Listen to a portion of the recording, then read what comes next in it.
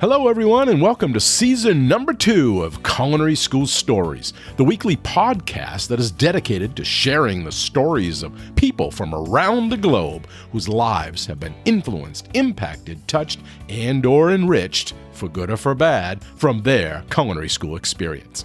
Hi, my name is Colin Roach, and I'm your host, and this season I am back with 25 more fantastic episodes of interviews I have had with chefs who have shared their culinary school stories. For example, how did they choose which culinary school to attend?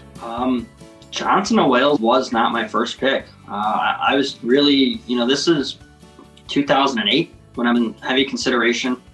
I knew about Culinary Institute of America more like I've heard of it. I was looking at a local community college, and when we started the tour and I was looking at the pastry center, and of course it's the fishbowl, you look through the window and you're looking at what everyone's doing. It was advanced cake and baking. But when I saw those cakes being created, it was fondant and just stunning, pipe work. I looked at my mom and I said, this is it. This is it. What was orientation or the first day on campus like? Oh yeah, you had that big like herd assembly. No one really knew where they were going, but there was people everywhere that was like directing. And if you've ever been to the Charlotte campus, it's kind of almost like separate blocks there in the downtown area. So like we were constantly crossing the street, go to the library, get our books, get our knife kit, go over here, get your uniform, and they're like, oh, next day you got to have all this ready. Make sure you press everything ready. And it was a big to do. It was different. I don't want to like equate it to like the military, but it kind of felt like that, where you were shoveled in and you got to go. There's tons of people behind you, and grab your stuff and go to the next station. So they gave out the uniforms and the knives and everything. But then the first day in class, I was just like, trying to be cocky, So the chef was like talking and talking and talking, and I wasn't paying attention. The next minute, I look around and I saw all my classmates that were writing down everything. So I'm like, oh, I better pay attention. I said so. And so the next minute, the chef goes like, all right, let's go to the kitchen. And so I'm like, I'm in trouble. I was like looking at my classmate, one of my classmates that was like right next to me. And I'm like, so I kept asking, and then he looked at me and he goes, next time you better listen. I like, okay, I'm sorry. Well, it was a little nerve-wracking, but it was fun. I remember the big thing was everybody was trying to figure out how they were going to hem their pants for the next week. Because you get these checks, they're about, a foot too long because they're kind of one size fits all almost. And, they're like, oh, you got to have your pants pressed and you got to have your pants hemmed, and nobody knew how to sew. And it was an ordeal.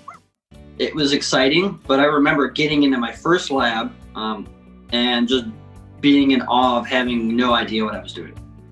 Like everything looked different, right? It was like the first time I'd really been in a professional kitchen, the first time I'd been really in front of a professional range. There's a real oven.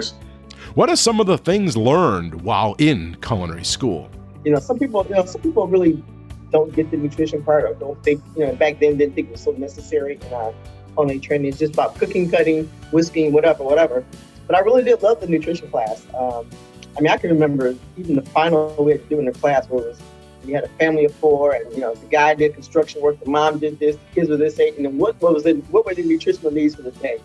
I remember all that stuff. I love that class. It was just so intriguing and interesting to me. In culinary and baking and pastry arts, you are such a team. It's just never I. If you have a problem, you work with your team. You support each other through the thick and thin. You see somebody who looks like you, especially when you're a minority, be it female or person of color, who's at another level that you aspire to be to, then that just makes it so much easier. So if you've never seen, like somebody who was my mentor, that word was foreign to me. I didn't grow up into this thinking about a mentor. That word was just something that wasn't used back when I was in school. But to say I had one, I couldn't have named another female person of color who was in a position that I knew of that just wasn't in my realm. And the guests also often share and provide advice to us, like, yeah, my advice to these young female chefs when they go and find a job in the Middle East, they have to be very, very careful because, like,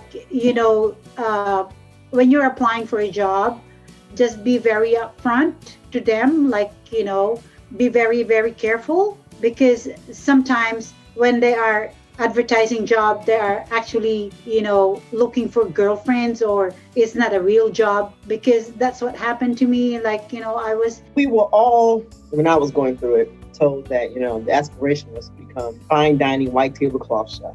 You were kind of laughed at, looked down if you were a hospital chef, or laughed at, put down if you weren't even the country club chef or a highfalutin white tablecloth kind of thing.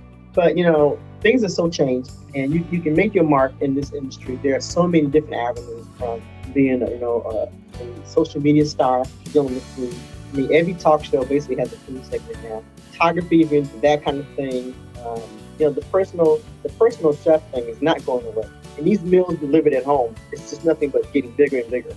So if you can find a niche in that, delivering whatever your specialty is, be it the healthier stuff or just good home cooking stuff, that's not going away. If anything, that is booming.